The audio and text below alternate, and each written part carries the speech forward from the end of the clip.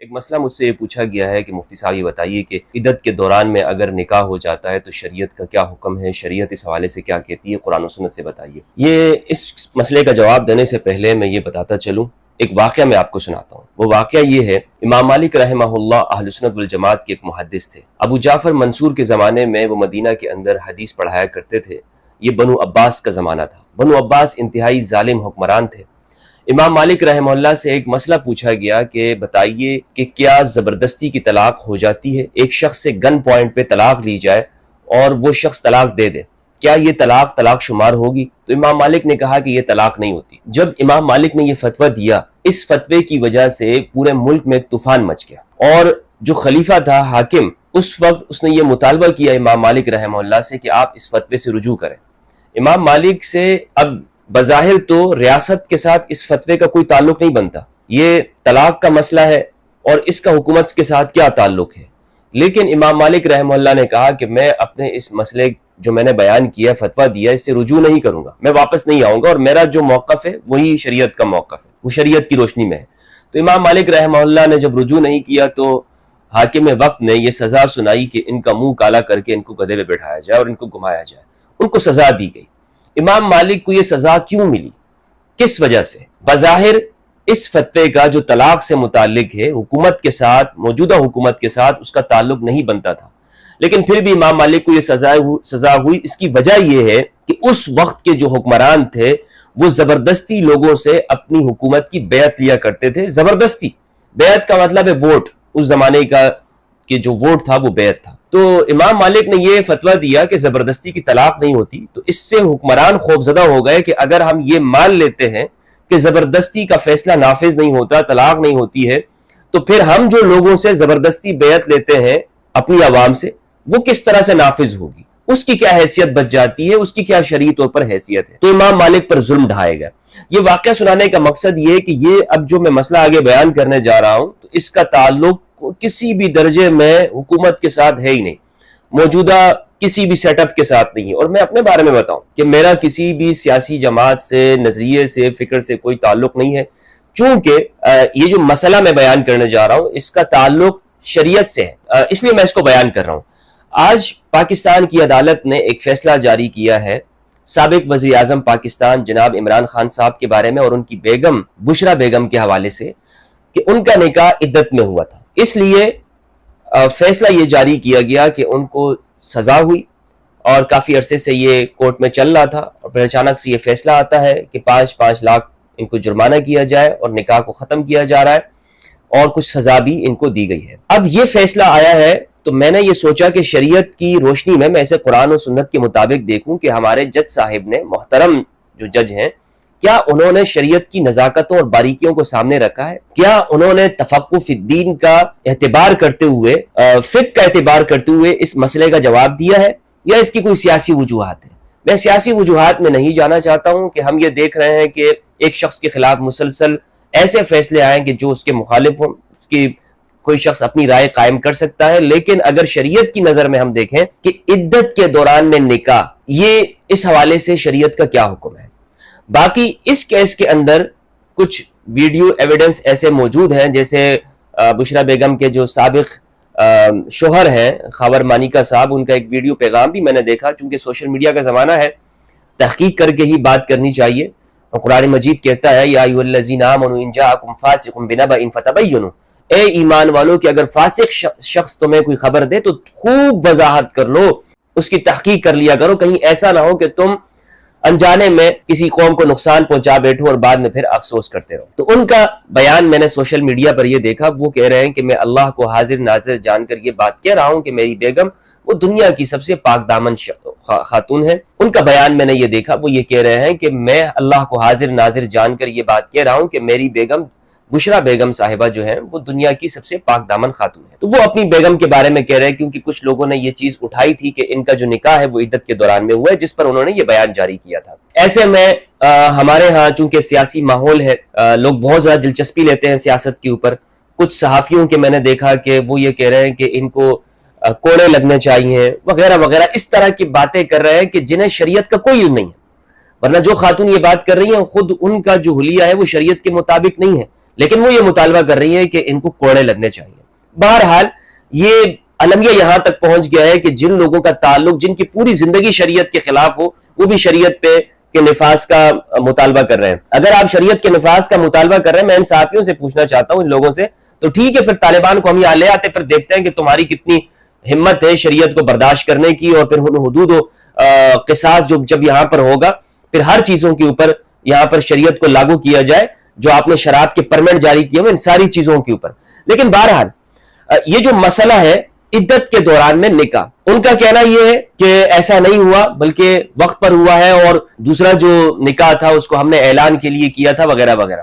یہ میرے سامنے قرآن مجید کی تفسیر ہے، میرے استاد محترم علامہ غلام رسول سعیدی رحمہ اللہ نور اللہ مرقدہ، انہوں نے یہ تفسیر لکھی ہے قرآن مجید کی 12 جلدوں کے اندر، اہل سنت والجماعت کے عالم دین ہے۔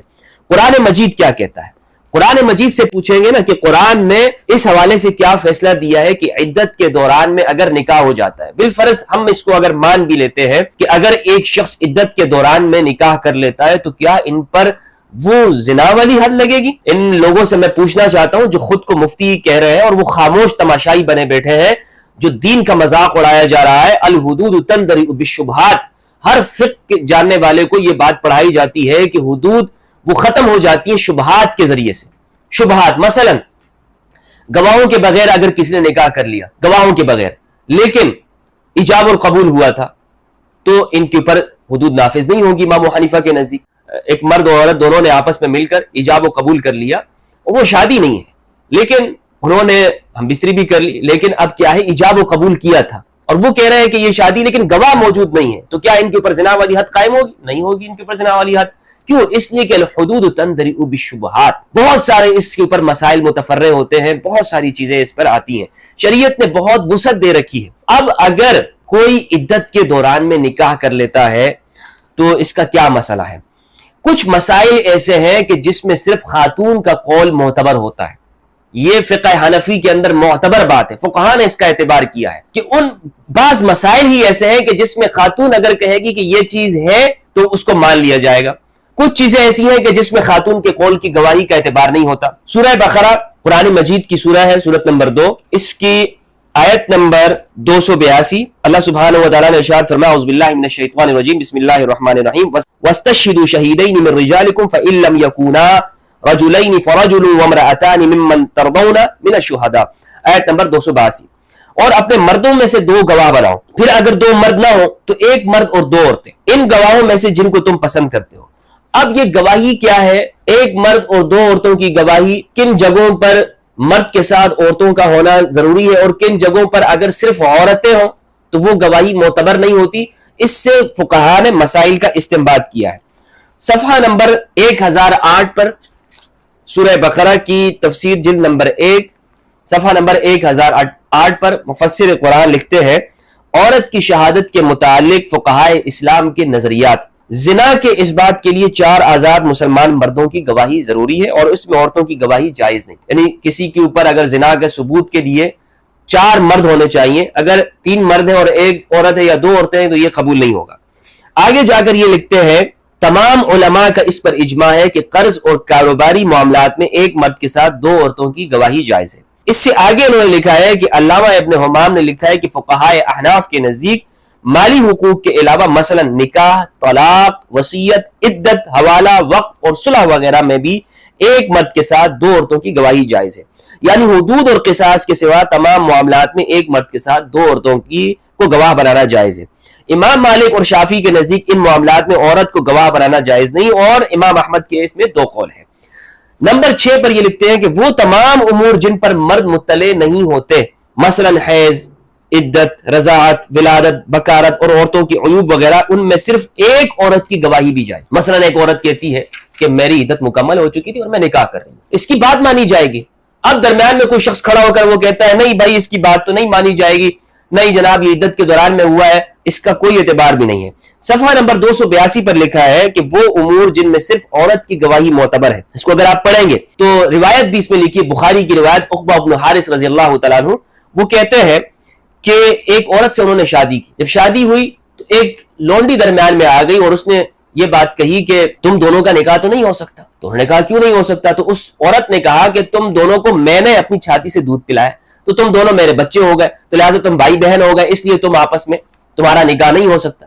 یہ بات جب رسول اللہ صلی اللہ علیہ وآلہ وسلم کے پاس پہنچی تو آپ نے فرمایا کہ انہوں نے عرض کی یا رسول اللہ یہ عورت ایسے کہہ رہی ہے، جھوٹ بول رہی ہے۔ تو حضور نے فرمایا کہ آپ نے فرمایا تم اس عورت کو اب نکاح میں کس طرح رکھ سکتے ہو جبکہ یہ گواہی آ چکی ہے، لہٰذا اس عورت کو طلاق دے دو۔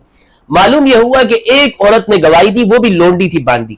نبی اکرم صلی اللہ علیہ وآلہ وسلم نے فیصلے کو نافذ کر دیا۔ تو عورت کی گواہی کا اعتبار ہے۔ فقہا نے اس سے مسئلہ نکالا ہے کہ دودھ پلانے کا مسئلہ یہ ایسا ہے کہ یہ عورت کو ہی صرف پتا ہو سکتا ہے کہ اس نے کس کس بچے کو دودھ پلایا ہے۔ ہر وقت تو بندہ ساتھ میں نہیں ہوتا نا، اور لوگ نہیں ہوتے ہیں، یہ صرف عورت کی دیانت کے اوپر اس کو اعتبار کیا جائے گا۔ رسول اللہ صلی اللہ علیہ وآلہ وسلم نے ایک عورت کی وجہ سے ان دونوں کی شادی کو، نکاح کو ختم کرا دیا۔ تو اب یہ عدت کا معاملہ ہے، ایک خاتون یہ کہتی ہے کہ میری عدت پوری ہو چکی ہے، مجھے بتائیں کون ہے اس شخص کہنے والا کہ اس کی عدت پوری نہیں، کون ہے؟ اس طرح تو پھر کسی کا نکاح بھی برقرار نہیں ہوگا۔ اگر ہم باہر کی گواہیاں معتبر مان لیں، شریعت کے ساتھ مذاق کرنا بند ہونا چاہیے، شریعت کے ساتھ کھیلنا بند ہونا چاہیے۔ میں اس پر بات نہ کرتا، لیکن اس لیے میں اس کے اوپر گفتگو کر رہا ہوں چونکہ یہ شریعت کا مسئلہ ہے، اس کو سیاسی بات نہ لی جائے۔ سیاست سے میرا بالکل یعنی کسی بھی طرح سے مجھے کوئی دلچسپی بھی نہیں ہے۔ سب لوگ جانتے ہیں کہ میں دین کا طالب علم ہوں، اس لیے دین کے طالب علم ہونے کے اعتبار سے یہ فرض ہم پہ عائد ہوتا ہے کہ ہم وہ بات کریں جو اللہ اور رسول کے لیے ہے، قرآن کے لیے ہے، رسول اللہ کی ذات کے لیے۔ شریعت کا مذاق بنایا جا رہا ہے۔ جج صاحب سے میری گزارش ہے کہ شریعت کے تناظر میں اس فیصلے کو دیکھیں کہ عورت کی گواہی، جو عورت وہ کہہ رہی ہے اور وہاں پر دوسرے گواہ بھی موجود ہوں گے اور ہے وہاں پر، اس عورت کی گواہی کو ماننا چاہیے کہ وہ یہ کہہ رہی ہے کہ میری عدت مکمل ہو چکی ہے، یہ عدت میں نکاح نہیں۔ اور اگر یہ عدت میں بھی ہے تو اس کے اوپر کوئی سزا شریعت نے مقرر نہیں کی، کوئی سزا اس کے اوپر مقرر نہیں ہے۔ زیادہ سے زیادہ یہ ہے کہ نکاح کو فسخ کر دینا، زیادہ سے زیادہ وہ بھی تب ہے کہ جب یہ ثابت ہو جائے۔ کوئی سزا اس کے اوپر نہیں ہے کہ مطالبات ہو رہے ہیں کہ جناب اس کے اوپر زنا کی الیاذ باللہ سزا لگ جائے، اس کے اوپر دوسرے سزا ہو جائے، کوئی سزا اس کے اوپر نہیں ہے۔ سیاست میں ہر چیز دیکھیں، ہر چیز جب ہم سیاست میں لیتے ہیں، ہم ایسی قوم ہے کہیں ہمارا بنی اسرائیل والا حال نہ ہو جائے۔ ہم نے دین کو، شریعت کو مذاق بنا کے رکھا۔ ہم اپنی سیاست کے اندر شریعت کیوں لے کر آئے؟ کیوں ان چیزوں کو ہم ڈسکس کر رہے ہیں؟ جب ایک خاتون یہ بات کہہ رہی ہے اس کی بات کو معتبر ہونا چاہیے۔ تو شریعت کے تناظر میں، قرآن مجید کے تناظر میں، فقہا کے اقوال کے تناظر میں میں نے اس مسئلے کو آپ کے سامنے رکھ دیا، اور اللہ سبحانہ و تعالیٰ کے لیے گواہی دینی چاہیے۔